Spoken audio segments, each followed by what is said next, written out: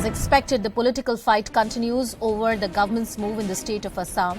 AIUDF says that they will cooperate, but madrasas have been targeted. They further say that there is no particular syllabus in the madrasas that talks about extremism, but only few instances which talk about warlike situations or any other text. So they basically argue that the religious text is not about radicalization and there should not be any kind of stereotyping. Let's listen into this reaction coming.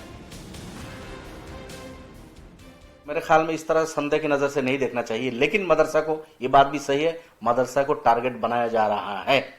लेकिन ये नहीं होना चाहिए, ये गलत है ये सब करना।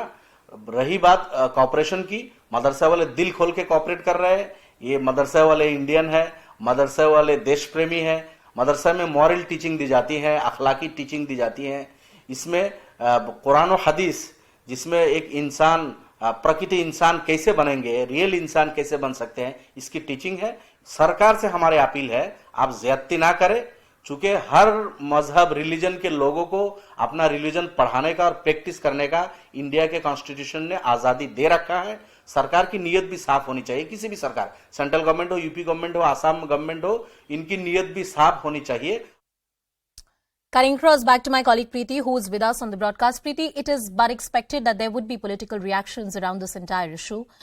Tell us about the reactions coming in from various parties. AIUDF says we'll cooperate, but it seems like we're being targeted.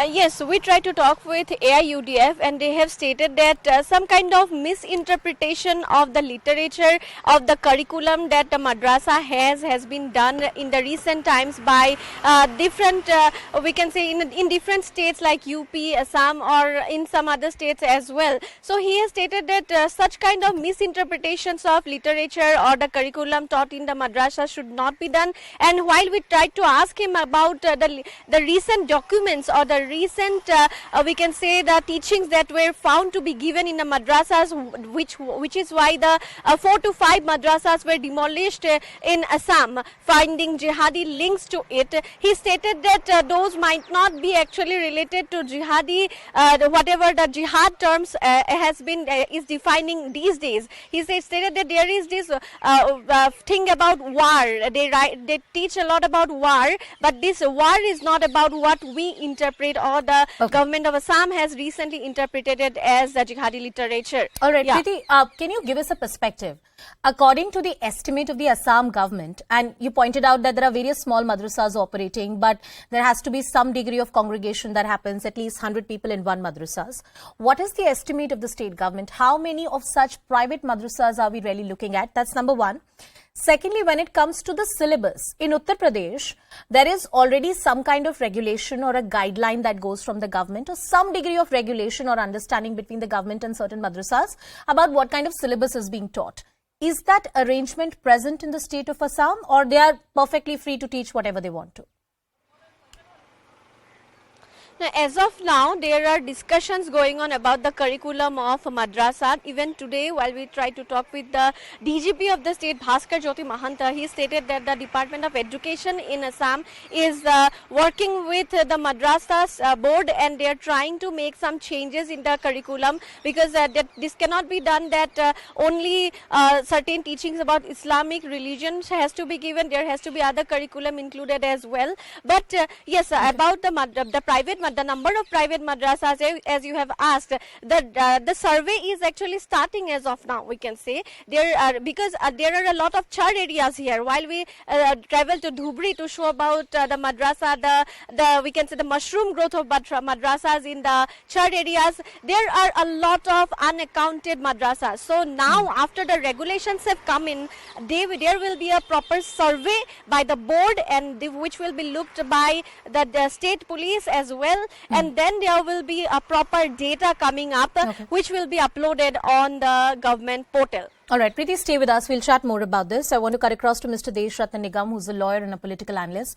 Mr. Nigam, good afternoon. I believe there should be some kind of regulation of any institution that imparts education in any way possible. So a good move if the government wants to regulate these madrasas. But there are various figures within the religious community, within the Muslim community who are saying, look, we are going to cooperate, but it seems like we are being targeted and there is a stereotype which is being spread that, there's radicalization that happens in madrasas. Such instances are only far and few. How do you see that argument? See, the fact is any institution, whether minority or otherwise, has to be governed by rule of law and the various laws which have been there in India. Say, for example, child rights in a madrasa. So, therefore, those laws are there, cleanliness. Apart from that, Assam has a typical, history where a lot of instances were found of radicalized extremist and terrorist elements were also hiding there. And some of the teachers also vanished when the survey started and the government started taking action. Therefore, it is absolutely necessary for the transparent and organized functioning of madrasas. They have to be brought in the mainstream. What is the source of funding? Where does the money go? How is it spent? Whether anti-national activity is taking place or not? All these comes within the parameters of governance. Nobody should question that.